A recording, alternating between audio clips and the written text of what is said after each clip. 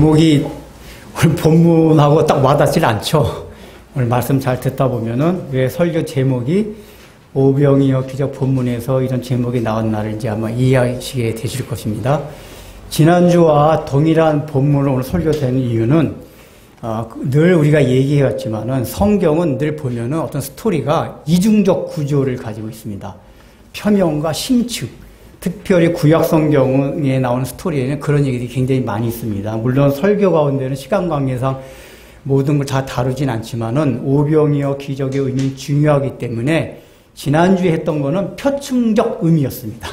오늘은 심층적 의미, 영적 의미, 구속사적인 의미, 그런 의미에 대해서 이제 살펴보고자 합니다.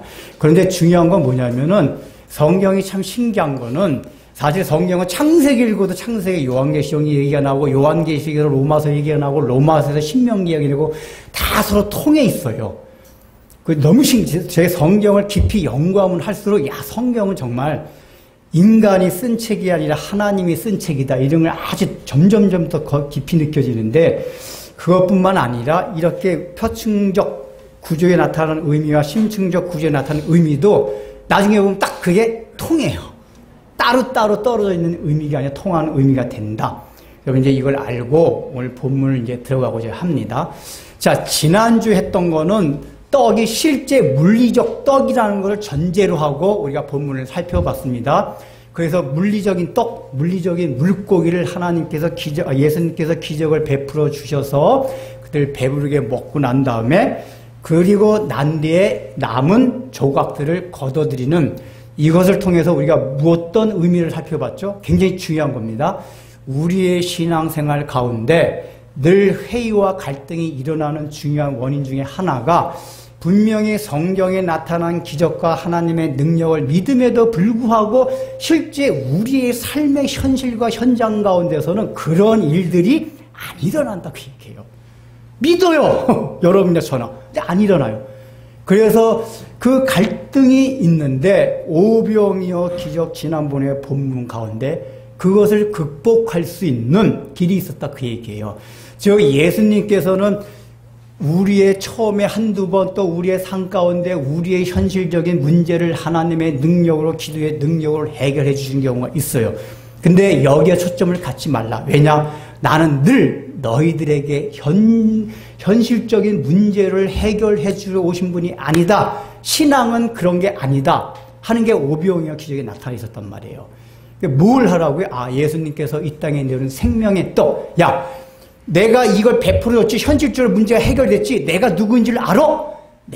나는 너희가 평생 신뢰하고 의지할 만한 존재야, 창조주야. 이걸 의지하라 그 얘기예요. 그러면은 당장 현실적인 문제가 해결되지 않는다 해도 극복해 나갈 수 있다. 근데 실제적으로 더 구체적으로 그걸 극복할 수 있는 건 뭐라고 그랬습니까?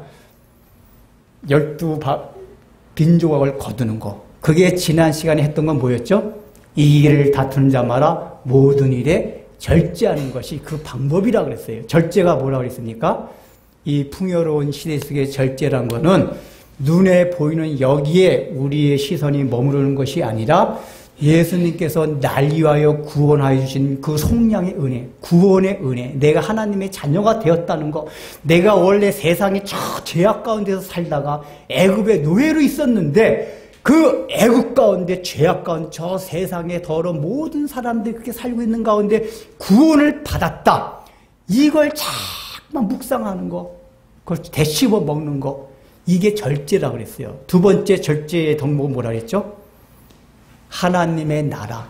예수님께서 우리에게 약속해 주신 영원한 그 세계, 잠시 우리가 나그네 생활 동안 스쳐 지나가는 기껏 해봐야 100년이 지나지 않는 이 땅에서 우리 마음을 두는 것이 아니라 궁극적으로 우리 주님께서 약속해 주신 영원한 하나님의 나라에 대한 소망을 갖는 것, 이게 절제의 두 번째 요소라고 했어요. 실제로 그걸 하고 살아가다 보면은 현실적인 문제는 당장 해결되지 않아도, 물론 해결되면 더 좋죠. 근데 해결되지 않아도 갈등이 잘 일어나질 않아요. 실제로.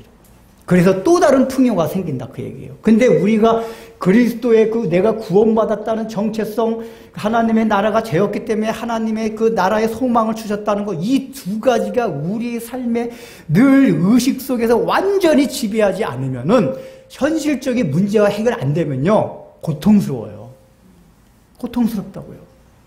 이게 해결되면은 고통스럽진 않아요.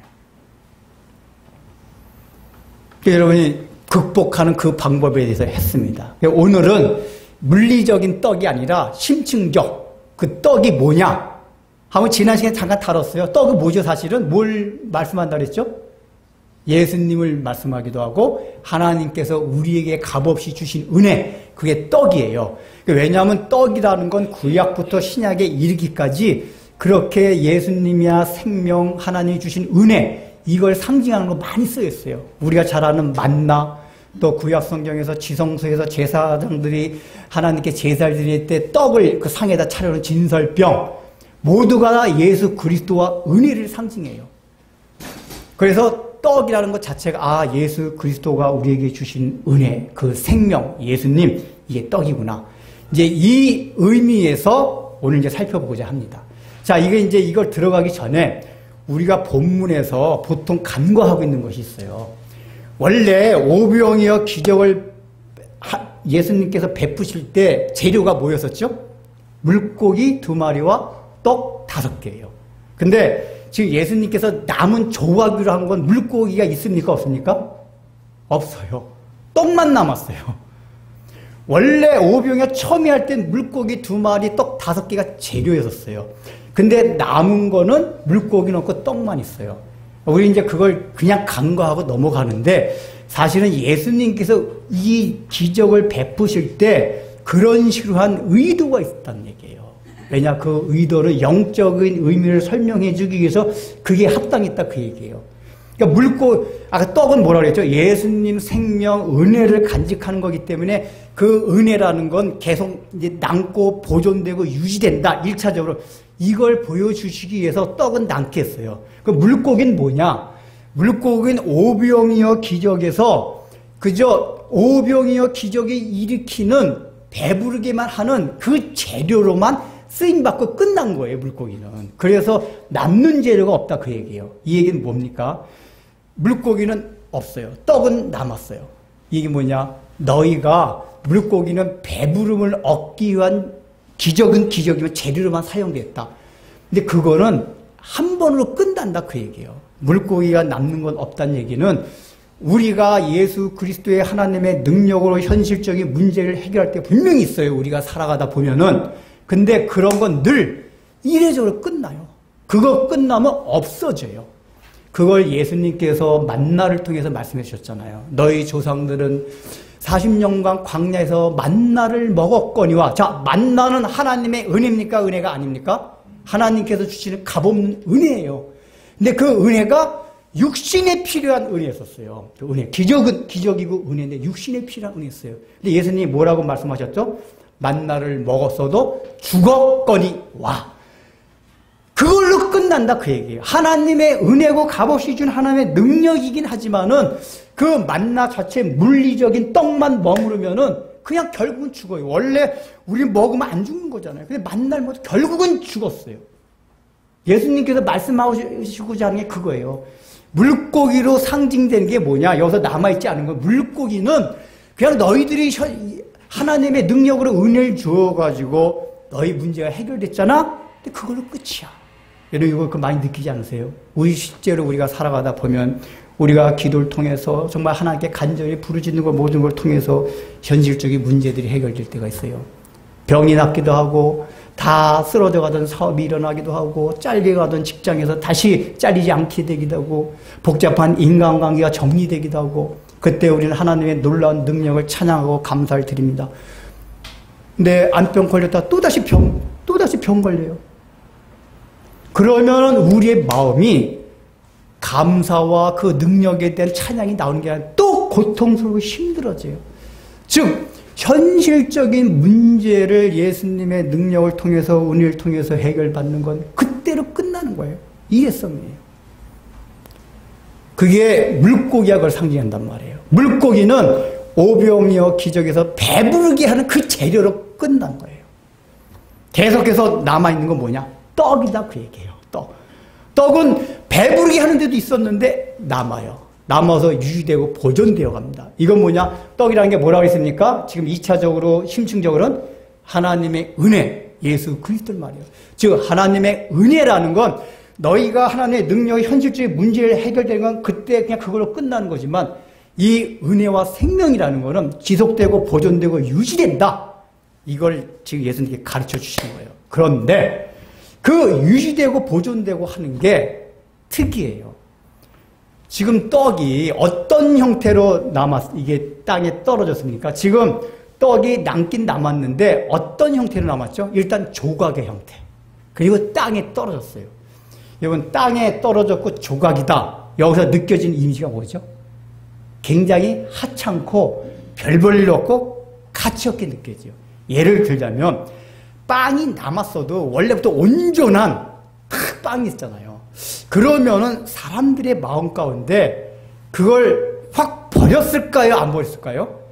예수님이 기적을 통해서 풍요를 베푼다 해도 일단은 온전한 빵 같으면 쉽게 버리지 못해요, 사람이. 근데 조각이 나 있어요. 부스러기고 또 땅에 떨어져 있어요. 그런 거는 사람이 너무 하찮게 얘기해요. 즉, 이 얘기 뭐냐? 그 은혜의 떡이 남긴 남는데 그 떡이 어떤 형태로 남느냐? 사람들이 볼 때에 야, 이걸 챙겨야겠다 라는 형태로 남는 것이 아니라 보잘것없고 하찮게 여기고 가볍게 여길 만한 그런 형태로 남는다. 즉 은혜라는 것이, 하나님의 은혜라는 것이 유지되고 보존되고 하는 것이 늘 우리가 왜 힘드냐? 그것이 굉장히 우리가 보기에는 하찮게 여겨져요. 가볍게 보여져요. 이렇게 되기 때문에 주워서 바구니에 담기가 힘들어요. 그래서 예수님께서 그걸 가르쳐 주기 위해서 버리지 말고, 하나도 버리지 말고 주워 담으라. 이 얘기가, 그거 굉장히 귀한 거다. 너희 눈에 보기에는 하찮게 보이고 별 볼 일 없이 보이지만 굉장히 귀한 거다. 그래서 주워 담아라. 이 얘기예요. 우리 눈과 예수님과 이제 다른 거예요. 이 얘기는 뭘 의미하냐?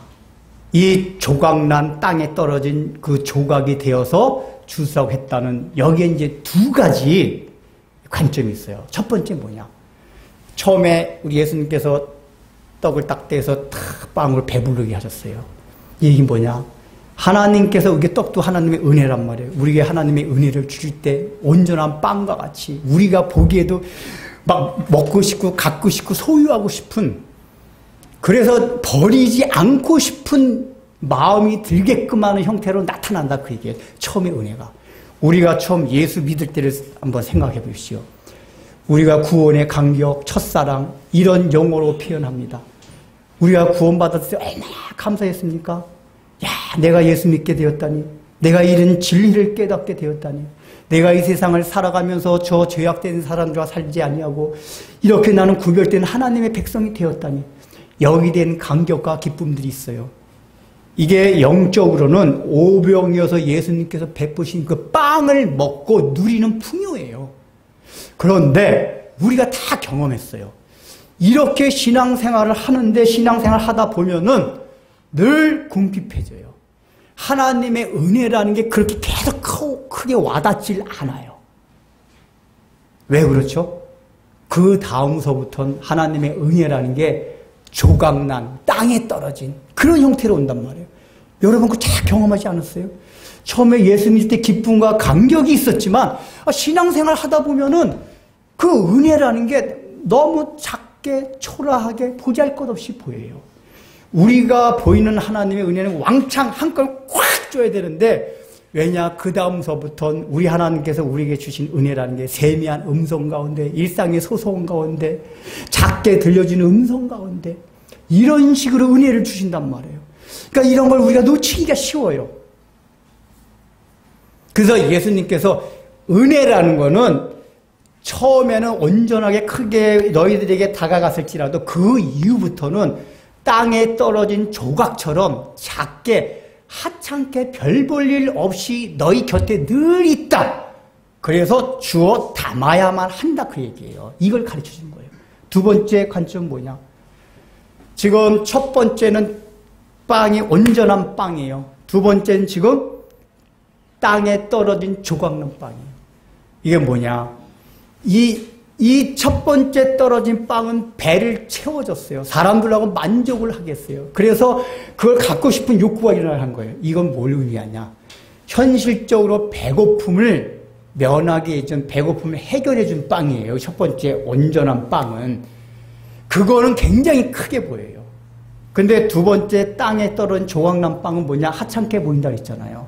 근데 이건 뭐냐?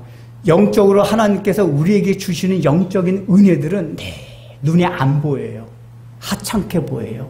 별로 죽고 싶지 않은 그런 마음이 드는 은혜예요. 여러분 생각해 보세요. 우리가 하나님의 은혜에서 감사하고 찬양할 때 어떤 데 더 많은 포커스와 비율을 두고 막 찬양과 감사를 합니까?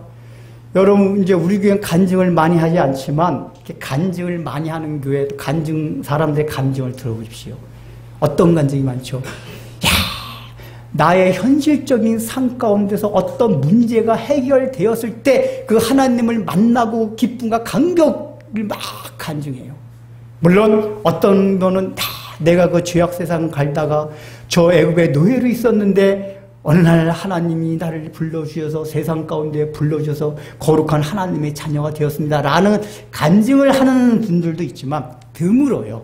대부분은 현실적으로 보이는 눈에 있어서 해결됐을 때 그 하나님의 은혜를 더 크게 찬양해요. 왜요? 그 영적인 거 그건 다 눈에 보이질 않아요. 별로 자각되지가 않아요. 느껴지지가 않아요. 즉 이무에 너희가 현실적으로 늘 하나님이 주신 은혜는 커 보이지만 영적인 은혜들은 굉장히 작다. 별로 죽고 싶지 않다. 이걸 지금 그 남은 떡의 상태가 땅에 떨어진 조각난 이걸로 예수님이 설명해 주고 있다 그 얘기예요. 그래서 예수님께서 그것을 주워 담아라. 너희들 그거 하찮게 여기지만 아주 소중한 거다. 귀한 거다. 주워 담아라. 그랬더니 12관계 가득 찼다. 풍요롭게 된다 그 얘기예요. 그런 걸 주워 담아야 된단 말이에요. 근데 여러분 우리의 삶 가운데 한번 생각을 해봅시다. 실제적으로 우리의 삶 가운데서 과연 은혜가 영적인 은혜가 더 귀하게 느껴집니까? 내가 현실에 보이는 그런 문제들이 해결되는 은혜가 더 크게 보이십니까? 여러분 어떠세요? 또는 여러분들이 처음에 예수 믿을 때 구원의 감격들이 있었어요. 그런데 그 감격과 첫사랑들이 지금도 계속 유지되고 있습니까? 우리가 그렇지 않다는 것을 많이 발견하게 돼요. 그렇다면 어떻게 하면 그렇게 할 것이냐 그 얘기예요. 우리가 성경에서 보면은 그 이 세상에 있는 현실적인 문제가 더 크게 보이고 더 귀하게 보이고 하나님이 주신 약속과 영적인 가치들은 너무 가볍게 여겨서 굉장히 가볍게 행동한 대표적인 사람이 있어요. 에서입니다. 에서가 어땠습니까? 어느 날 사냥하고 돌아왔어요. 너무 배가 고파요. 근데 보니까 부엌에서 야곱이 팥죽 끓이고 있어요. 냄새가 솔솔 나요. 야, 야곱, 그 팥죽 좀 놔줘라. 야곱이 근데 아주 얼마나 성격이 교활합니까? 이제 하나님 그 교활한 성격을 선용하셨는데 여기 초점이 아니니까 일단은 야곱은 그전부터 장자가 너무 부러웠어요. 형이 가진 장자의 명분. 그 당시에 장자의 명분이란 건 뭐죠? 그 할아버지 아브라함 때부터 하나님께서 주신 약속을 이어가는 게 장자의 명분, 장자의 위치예요. 그러니까 야곱은 어릴 때부터 그 얘기를 계속 들어왔어요. 우리 집 장자에게 주신 하나님의 약속이 뭔지 아니? 씨를 모래알 같이 많게 하고 또 이 씨를 통해서 모든 민족이 복을 받고 막 이런 얘기 들었어요. 그 내용이 정확한 게 뭔지는 몰랐지만 어쨌든 야곱은 어릴 때부터 아버지 어머니부터 들은 조상들이 준 그 약속, 장자에게 주는 그 약속을 듣고 그걸 너무 간절하게 원했어요. 근데 자기 태어나기를 장자가 아니란 말이에요. 동생이에요. 그러니까 형한테 그 장자의 명분 나한테 팔어. 그랬단 말이에요. 때는 이때다 하고. 에서가 생각할 때는 장자의 명분? 그 뭐가 중요해? 왜 그렇죠? 에서 입장에서 생각할 때 당장 배고픈데 지금 팥죽이 더 중요하지. 그까지 장자의 명분은 앞으로 내 다음 때도 아니고 뭐 수백 대 수천 대 뭐 우리 할아버지 아브라함의 씨들이 뭐 다 만민 중에 퍼져가지고 뭐 어쩌죠 그걸 통해서 번영받고 이게 자기와는 전혀 상관도 없어 보여요. 당장 현실적으로 자기에게 준 실익이 아무것도 없단 말이에요. 그러니까 그래 팔어. 그거 뭐 중요하냐? 그래서 팔아먹었어요. 이걸 히브리서 기자는 뭐라고 표현했냐? 에서의 망령된 행실을 쫓지 않고 이렇게 히브리서 기자가 표현합니다. 망령되다는 거는 뜻이 뭐냐면은 하나님을 가볍게 여기다. 주신 은혜를 가볍게 여긴다는 뜻이에요. 그러니까 이 지금 원래 에서에게 주었던 장자의 명분이라는 거는 거기 하나님의 약속이 담겨 있어요. 근데 에서는 그걸 무시하고 가볍게 여겼어요. 왜요? 땅에 떨어진 조각처럼 보였다. 이게 너무 아니 눈에 보이지도 뭐 약속 앞으로 이게 뭐 눈에 보이지도 않는데 너무 작게 보여요. 땅에 떨어진 조각이 부스러기고 막 더러진 것 같아요. 근데 오히려 에서의 눈에는 당장 눈앞 배고픔을 해결해주는 팥죽 그 커다란 빵 이게 더 귀하게 보였단 말이에요. 팥 까먹은 거예요. 망령되게 얘기했어요. 그 히브리서 기자는 그거를 음행과 연관해서 얘기합니다. 원래 음행이라는 건 뭐죠? 성경에서 음행이라는 용어를 쓸 때는 육체적인 음행을 말하는 게 아니에요. 거기다가 세상과 간음하는 걸 음행한다 그래요. 즉 하나님 외에 다른 걸 더 사랑하는 걸 성경에 늘 음행하는 자라고 표현해요. 요한계시록에 음행하는 자와 할 때 이걸 꼭 육체적인 물론 그것도 해당되긴 하지만은 육체적인 음행이 아니라 더 초점 뭐냐? 하나님의 자녀가 하나님의 신부된 자들이 하나님 외에 다른 걸 더 사랑하는 거 이게 다 음행이에요. 근데 이 에서의 행동 가운데서 이 망령된 행생 하나님의 약속을 가볍게 여겼다는 게 음행과 똑같다고 얘기해요. 세상을 더 사랑한 거예요. 세상의 가치를 더 사랑한 거예요. 오늘날 우리 예수 믿는 사람들에게 이런 것들이 얼마나 많은지 몰라요. 여러분들이 만약에 현실에서 하나님께서 여러분들의 삶의 문제들을 해결해 주는 게 있다면 얼마나 하나님을 섬기고 하면을 무겁게 여길 것 같아요. 하나님을 존중할 것 같아요. 근데 우리 현실 가운데 아무 일이 일어나고 있지 않아요. 기도해도 맨날 똑같은 것 같고 이럴 때 여러분 하나님이 크게 보입니까? 우리 하나님이 존귀 여기십니까? 아니잖아요. 이게 우리 굉장히 신앙의 본질과 우리 신앙인들이 굉장히 본질적으로 겪는 갈등에서 오병이어가 얘기하고 있는 거예요. 우리 교회는 처음부터 이런 거 얘기해왔는데 제가 늘 이렇게 인간이라는 건 참 그래서 평생 설교를 해야 되는구나. 처음부터 이런 종류의 설교 많이 했잖아요. 근데도 맨날 똑같은 것 같아요. 제가 볼 때 미칠 것 같아요. 근데 저도 그래요. 저도 저 자신을 보면 답답할 때가 있어요.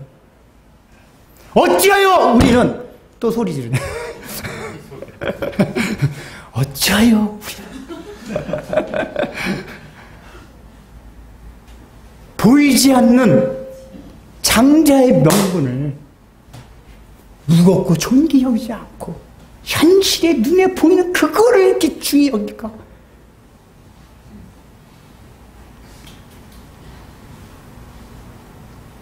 그게 힘드니까 예수님이 주워 담으라고. 제자들이 주님 그 땅에 떨어진 조각 뭐하러 주워 담아요.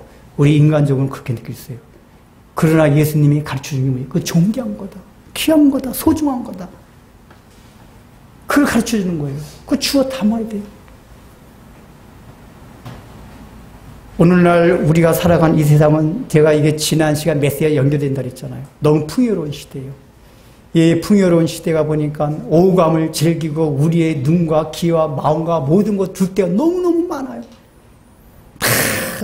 옛날에 눈에 보이는 게 확 와닿지 않는데 이제 막 오감을 자극하는 것들이 그냥 열려 있어요. 그러다 보니까 영적인 가치, 하나님의 나라, 천국 가봤어요, 목사님? 아니, 제가 놀라는 게, 목사님들로 얘기해보면 천국에 대해서 간절하지 않아요. 목사님들도 그래요. 눈에 보여야지 천국이.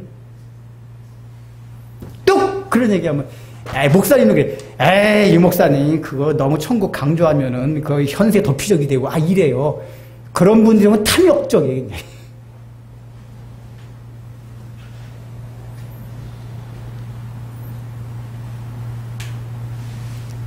아니면은 우리가 죽어서 주님이 재림하셔 이룰 하나님의 나라는 아니더라도 이 땅에서 하나님의 나라의 가치들 있잖아요. 사랑하고 하나가 되고 진리로 띠를 띄어서 하나님의 성품과 같이 거룩하게 되어가고 이런 게 다 하나님 나라의 가치들이에요.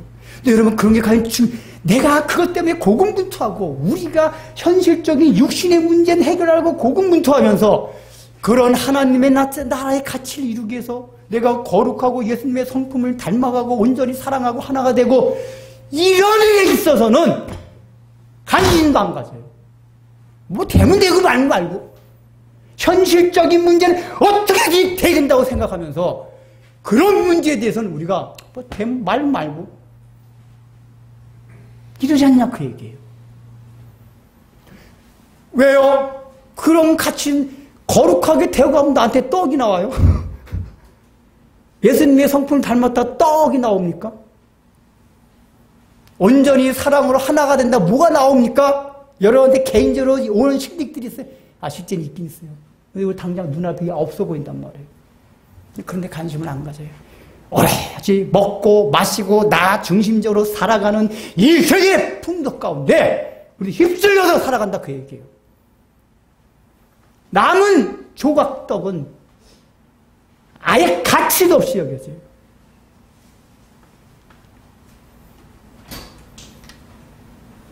우리가 그 은혜가 얼마나 귀하다는 하는 게 깨닫게 해서 어떻게 보면 그 전에 코로나라는 걸 주실 수도 있어요.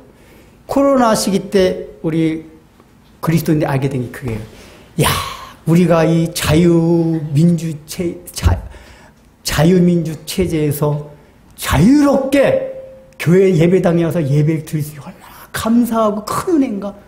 옛날에 그냥 늘 가볍게 여겼어요.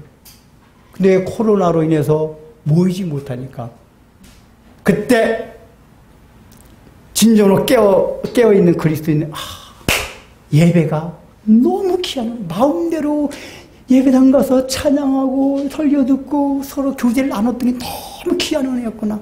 그전에 몰랐어요.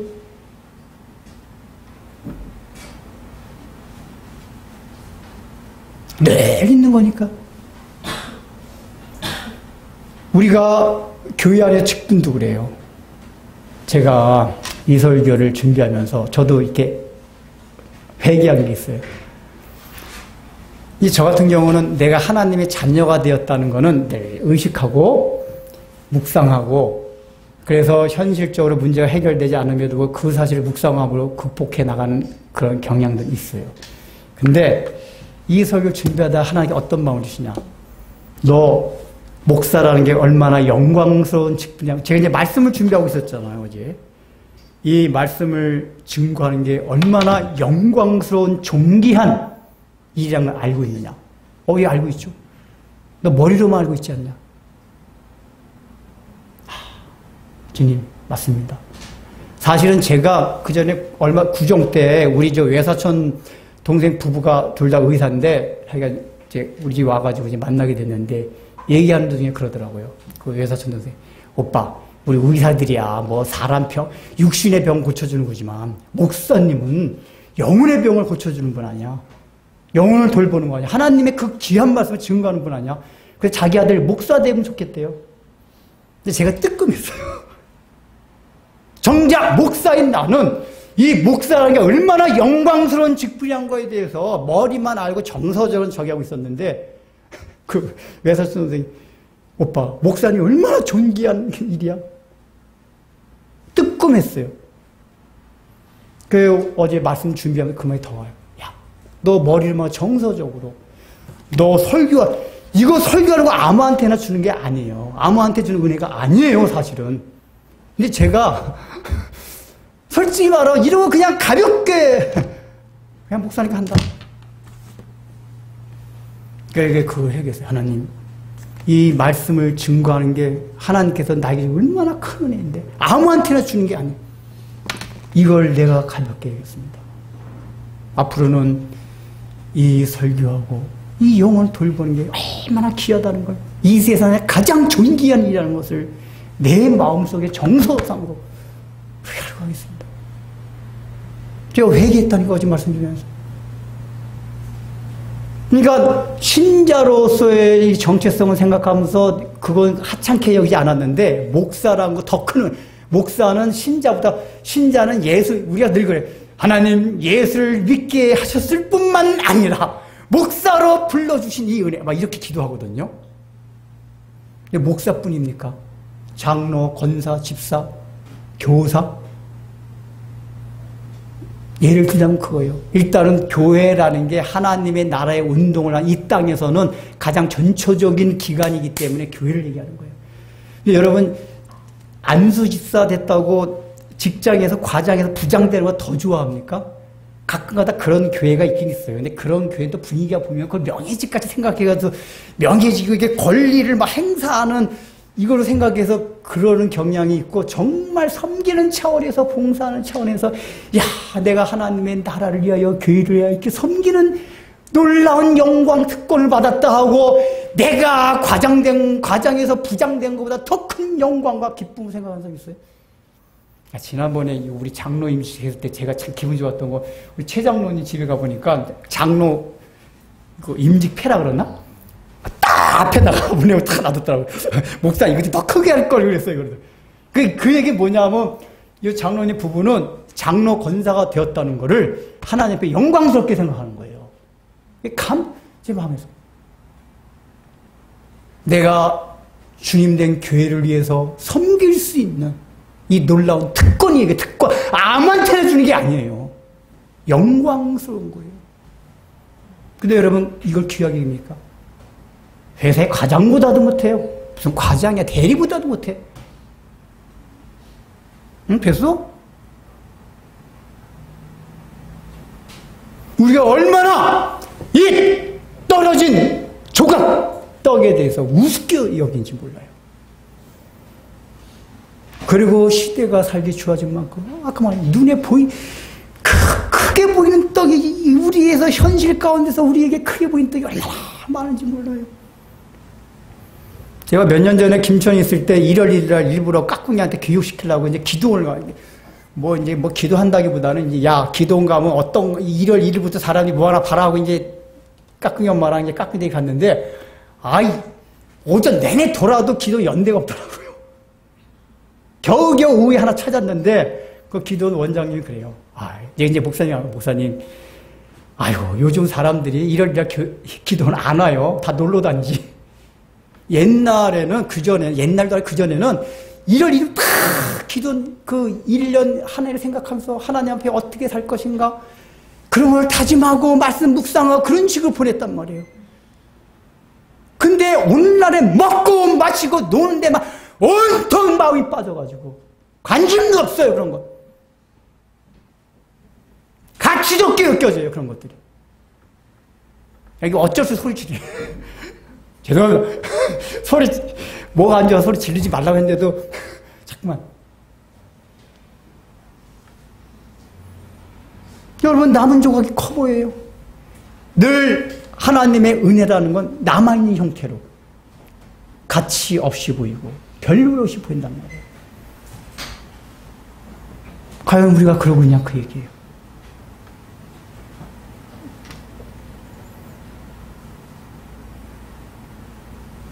물고기는 그걸로 끝나는 거예요. 영원한 생명의 떡. 그러니까 이건 떡이 계속 전속되고 보존된다 그랬잖아요. 떡의 풍요. 이건 뭐죠? 그 생명, 은혜. 봐요. 현실적인 문제 아직 해결이 안 됐어요. 그러나 하나님의 은혜는 유지되고 보존되고 존속이 돼요. 그래서 풍요로워져요. 실제로 우리의 삶 가운데서 저도 사실 개인적으로 옛날에도 그렇고 지금도 그렇고 현실적인 문제가 왜 이렇게 해결 안 되나 몰라요. 금방 답답할 때가 있어요. 근데 그때 난 이 떡을 붙잡아요. 주워 담아야겠다. 그렇지. 내가 하나님의 자녀가 되었지. 그 지난주가 연결되는 거예요. 제가 토요일마다 늘 위로를 받거든요. 일주일간 막 치열하게 살다가 막 하다가 그런 어떤 데 지친 상태에서 어떤 데 딱 말씀을, 저는 또 설교자니까 반드시 봐야 되니까 말씀을 늘 보면서 내가 하나님의 자녀가 되었다는 사실, 그 하나님이 나를 사랑하신다는 그 사실을 어디서 가장 크게 확실하게 확인할 수 있냐? 예수님이 십자가에 못 박혀 돌아간 그 사건. 이걸 생각하면 아직 현실적인 문제가 당장 해결되지는 않았지만 하나님은 여전히 나를 사랑하신다.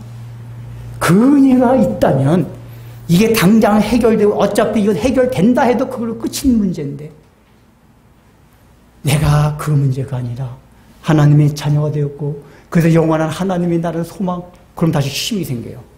힘이 생겨요. 그 주일이 기다려져요. 하나님께서 주시는 이 안식 기다려져요.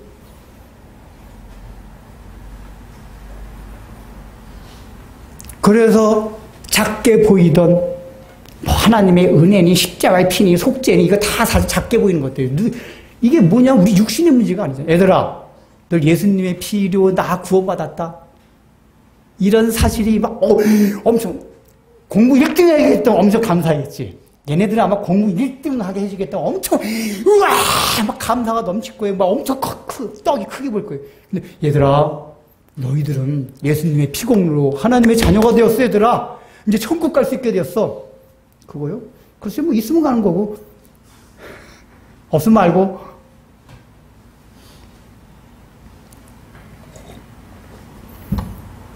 얘들아, 너희들은 하나님의 자녀가 되어서 있잖아. 이젠 저 세상에 다른 친구들 같이 욕심 부리고 막 자기 중심적으로 자기 그냥 이기주의 사는 게 아니라 예수님 믿었기 때문에 이제 예수님의 사랑을 알았고, 그래 다른 사람 사랑할 줄도 알고 다른 사람 베풀 줄도 알고, 그 다른 사람 같이 막 개판치고 막 그냥 맨날 게임이나 하고 이런 식으로 살지 않는 그런 인생을 우리 주님께 허락하셨어.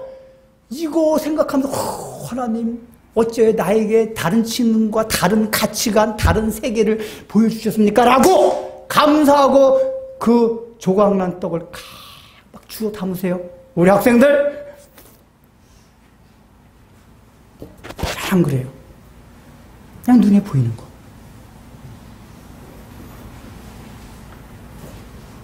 너희가 어찌하여 에서와 같이 망령된 행실을 쫓느냐. 망령된 행실.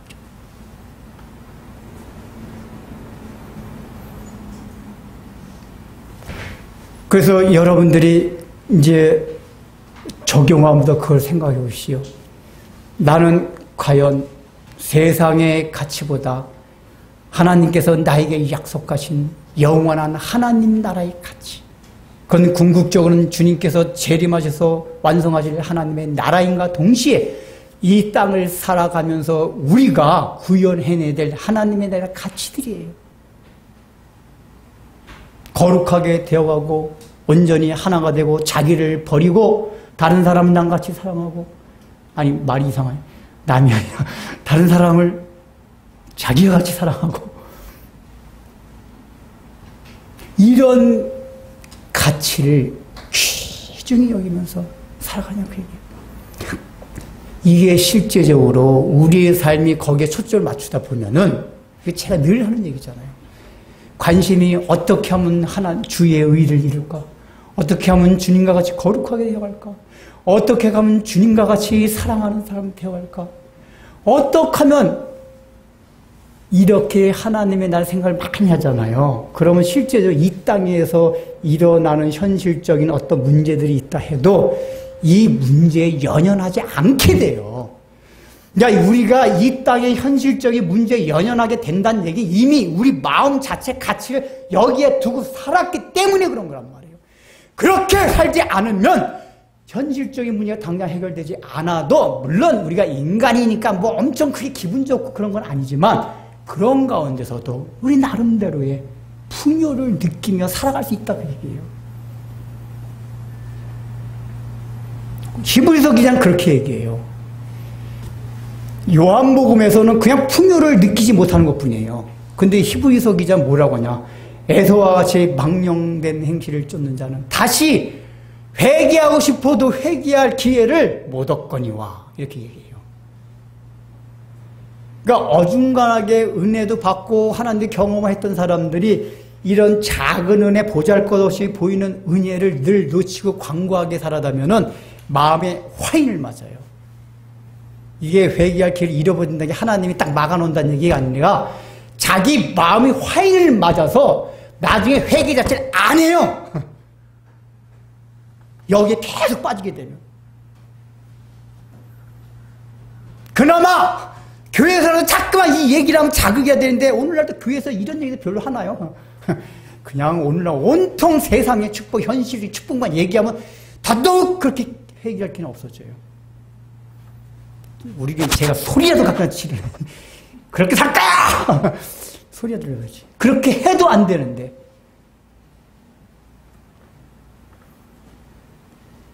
왜 오늘날 우리의 삶 가운데 평화가 없고 그 샬롬 풍요롭지 못합니까? 아, 목사님 현실적인 문제 해결되지 못해서요? 아니에요.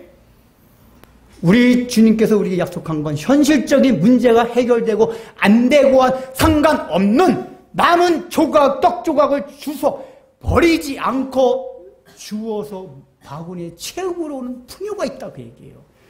지난 시간에 이거 했잖아요. 그걸 경험해야죠. 우리 그리스도인들은 그걸 경험해야 돼요. 똑같이 세상 사람들과 같이 현실적인 문제 해결받는 그거로 하면 뭘 사모님이랑 뭐가 달라요? 그저 신적 능력, 하나님의 능력 가지고.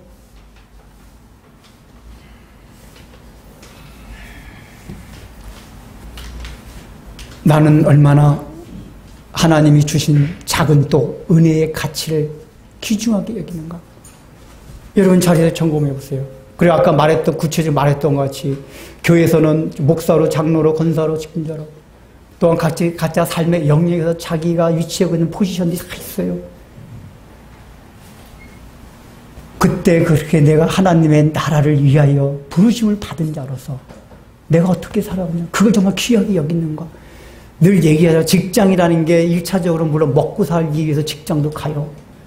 여러분, 그거는 하나님께 창세기에서 하신 것 때문에 이마에 땀을 흘려야 내가 이제 먹게 될 거냐, 참게 원리 때문에 그렇게 하지만은 재창조 이후에 우리가 구원받은 이후에는 그렇게 먹고 살아가긴 하지만 목적이 다른 거예요. 우리 일단 돈 벌고 먹고 살기 위해 직장도 다니고 돈도 벌지만 하나님의 나라의 가치를 어떻게 하면 이 땅에서 구현하며 살아갈까? 여기에 직장을 다니고 해보라고. 그럼 불평불만이 안 나와요. 안 나오니까 불평불만이 나오죠. 어떻게?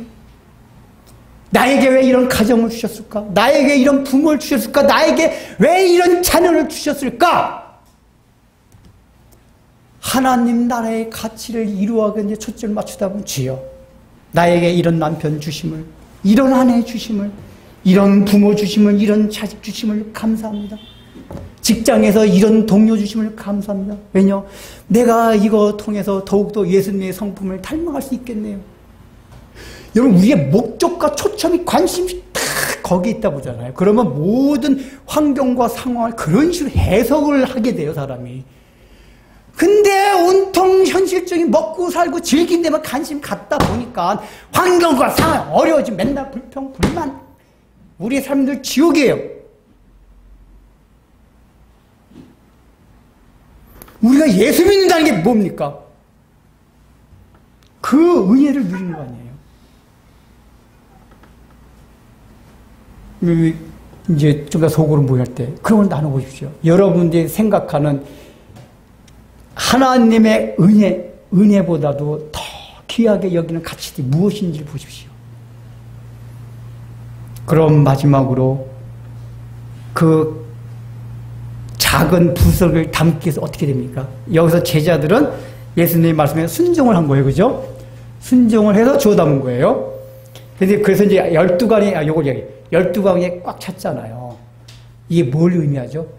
지난번에 12바구니에 찼다는 거는 떡이 물리적이라는 그 관점에서는 제자들이 각자 자기 바구니가 있었다고 했잖아요. 예수님 말씀에 순종했다는 걸 보여줘요. 예수님 말씀에 순종했기 때문에 12바구니 찼다 그 얘기예요. 근데 오늘은 또 관점이 이게 생명의 떡이라는 그 관점에서 살펴보면 뭐냐. 이 12이라는 숫자가 믿는 사람, 12지파, 이스라엘 공동체, 오늘날은 교회된 우리 신자들, 이게 12바구니예요. 그래서 12바구니 찼다는 건 뭐냐면 떡 조각이 가득 차서 가득하게 되었더라. 풍요로운 걸 강조하는데 첫 번째 뭐냐. 교회 공동체라는 게, 신앙 공동체라는 게, 하나님의 나라라는 건 뭐냐. 이렇게 떡 조각이 떼어지, 조각이라는 거 특징이 하나 또 뭐가 있냐면 이게 떼어진다 그 얘기예요. 조각이 떼어졌기 때문에 그래요. 뗀다는 게 우리가 오병이어 첫 번 시간에 했었죠. 뭐죠? 나눔, 하나됨, 이거라고 얘기했어요. 즉, 이 떡 조각을 통해가지고 모은다는 얘기는 뭐냐면, 이렇게 은혜라는 건 나누고, 베풀고, 하나됨으로, 이렇게 할 때, 교회라는 게 풍요로워진다, 그 얘기예요. 여러분, 교회라는 게, 그 교회가 굉장히 풍요로워지기 위해서는 서로 경쟁하지, 누가 많이 봉사하고, 누가 어떻게 그게 아니라, 서로 떼어주는 마음으로, 하나된 마음으로, 한 지체된 의식으로, 그렇게 하나씩 모아갈 때 교회 공동체가 풍성해져요. 또 바구니 12바구니 뭐라 했죠? 교회에 되는 우리 각자 신자 개인을 말해요. 저 얘기 신자의 삶 자체가, 신자로서의 삶 자체가 이 떡 조각을 하나하나 주워 담을 때 풍요로워진다 그 얘기예요. 우리 믿는 사람들은, 신자들은, 12지파에 속한 우리들은 온전하게 보이는 현실적인 문제를 해결해주는 그 빵으로 채우는 풍요가 아닌 조각난, 남들이 보기에는 하찮게 보이고 별볼 없이 얻는 그 떡 조각을 주워 담을 때 오는 풍요를 누리는 자들이 바로 우리 교회된 우리다 그 얘기예요. 이걸 누리자 그 얘기예요. 우린 그걸 누리는 자들이에요. 세상 사람같이 먹고 마시는 거 풍요 누리려고 하지 마세요. 세상이에요. 그러기 싫죠? 여러분 눈동자 보니까 목사님 그거 싫은데요? 아니라고요!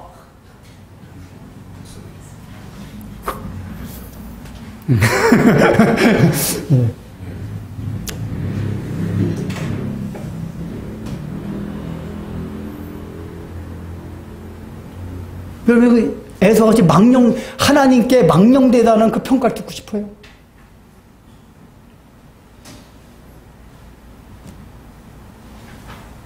갑자기 우리 학생들 딱 보니까, 와, 우리나라 뭔 공부학계 최고인지. 공부를 잘해야 세상에서 편하게 잘 먹고 잘 살아가서. 공부 열심히 하지 말란 말이 아니다, 얘들아. 예수 믿는 사람 성실히 하고 열심히 해야 돼. 근데 그 열심히 해야 되는 이유가 잘 먹고 잘 살기 위해서가 아니에요. 공부는 왜 한다고? 남 주기 위해서. 예수 믿는 사람은. 남 주기 위해서 공부하는 거예요. 그런 목표를 가지고 해요. 그렇게 목표를 하다 보면 열심히 해서 결과가 공부 못하면 감사하게 받고 잘해도 감사하게 받고.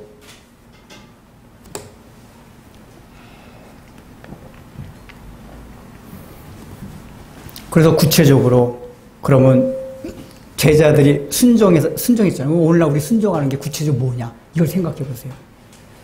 그거는 우리가 날마다 일상에서 작은 은혜를 누리게 해드리는 게 네, 말씀 묵상, 말씀 보고 잠깐 타임이라도 기도를 하고, 그러니까 그 하나님의 은혜와 가치에 대한 생각들을 자꾸 해내야 돼요.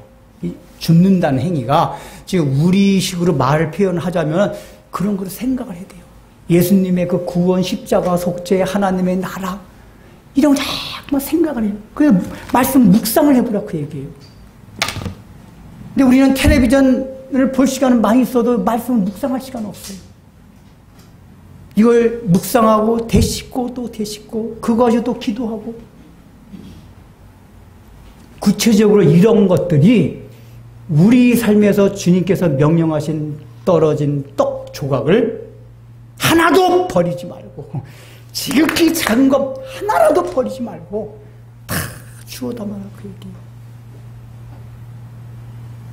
여러분이 그렇게 은혜의 가치를 알 때, 그러니까 어떻게 보면은 왜 우리가 또 은혜의 가치를 너무 가볍게 여기냐면은, 은혜의 두 가지 중요한 속성인데 뭔지 아세요?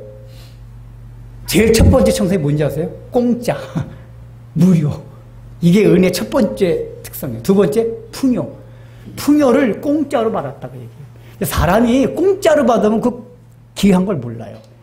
헬스클럽 같은 데 다닐 때 돈을 많이 주고 가야지 안 빠진다며요. 공짜로 헬스클럽 가면 수시로 빠진대요. 지금 다 1,000만 원 회비, 한 달 회비 1,000만 원에 하루도 안 빠질 거야. 공짜니까. 우리가 은혜도 공짜로 얻었거든요. 예를 들자면 우리가 거룩하게 되고 은혜 받고 하는데 옛날 성철 스님과 같이 막 득도하기 위해서 날마다 자지 않고 벽면만 보러 앉아서 이렇게 힘든 어떤 수양 막 그런 막 끝에 탁 득도를 해서 은혜 받았어요. 그러면 여러분 그 굉장히 귀하게 느껴질 거예요. 야, 내가 이렇게 해가지고 이런 득도를 했다. 근데 우리는 갑자기 방에서 맨날 테레비 놀랑 누르고 그러다가 갑자기 득도를 했어요. 그러니까 어느 날 갑자기 하나님의 자녀가 득도를 했어요. 그러다 보니까 이게 귀한 줄 몰라요. 공짜라서. 뭔가 값어치. 그러나 이게 공짜입니까? 예수님께서 자신의 생명을, 그 값은 예수님의 생명이 그 값이에요. 주시고 우리한테 공짜로 주신 거예요. 이 값은 예수님께서 치르시고. 얼마나 그게 귀한 값이에요. 예수님의 생명은 천하를 주고도 줄 수 없는 그 가격인데 그냥 공짜로 여기니까 뭐 오늘 아니면 내일 받겠지. 늘 공짜가 그래요. 오늘 아니면 내일 아니면 모레. 그러니까 은혜를 받고 싶은 것도 하나님 나 오늘 예배 시간 가서 은혜 못 받으면 죽을랍니다. 옛날 그런 분들 많았어요. 기도 나오면 하나님 이번에 기도 가서인데 응답 못 받, 은혜 못 받으면 은혜 받기 위하여. 근데 공짜니까 언제든지 예수님 줄 수 있겠지. 이런 식으로 하다 보니까 은혜를 못 받아요. 공짜다. 언제든지 받을 수 있다. 널려 있다. 아니에요. 공짜가 아니라 예수님께서 값을 치른 거예요. 그걸 알아야 돼요. 얼마나 이게 높은 가격인지. 그걸 하시고 여러분들 늘 말씀을 조금씩 묵상, 이제 구체적으로 삶의 현장에서 좀 말씀 묵상하는 시간 조금 더 가져보세요. 기도하는 시간 조금 더 가져보세요. 하나님 말씀 더 가까이 가기 위하여 내가 무엇을 할 것인가? 묵상한다고 자꾸 되씹는 거잖아요. 양식을 씹는 거잖아요. 맨날 TV 보이고 SNS하고 뭐하고 막 이런 것만 하지 말고 그런 거 해요. 그 전에 제 어렸을 때 목사님이 설교하는데 그러더라고요. 여러분이 테레비를 맨날 봐도 좋습니다. 테레비를 보는데 예수님의 은혜가 십자가가 생각나면 맨날 테레비 보래요. 근데 테레비를 보는데 저 드라마는 저 장롱 가지고 싶다. 야, 저런 남자와 한번 살아봤으면, 저런 여자랑 한번 데이트해봤으면, 이런 거 보지 말란 얘기예요. 그리스도인들이 우리가 심각하게 들어야 되는 거예요. 이게 회개할 기회를 우리가 이런 식으로 계속 신앙생활을 나가다 보면은 회개할 기회를 못 얻는다. 하나님 막아서가 아니라 어때서요?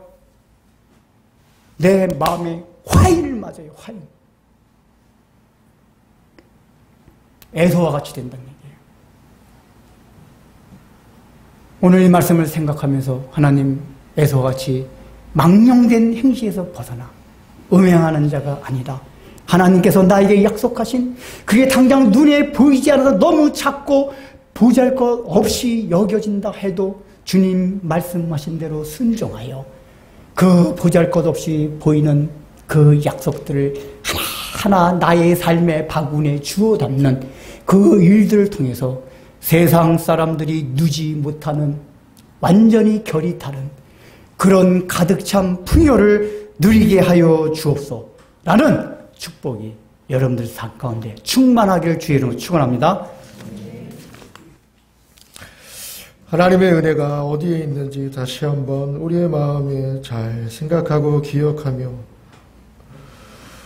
우리 모두 망령된 에서 되지 않고 야곱처럼 태어나 비겁하고 옹졸하였으나 하나님의 은혜로 이스라엘이라 부름받아 하나님의 구원의 자녀 되었음을 믿고 감사드립니다. 이 마음으로 헌금하오니 헌금 위에 은혜를 더하여 주시옵소서. 예수님의 이름으로 기도드립니다. 아멘.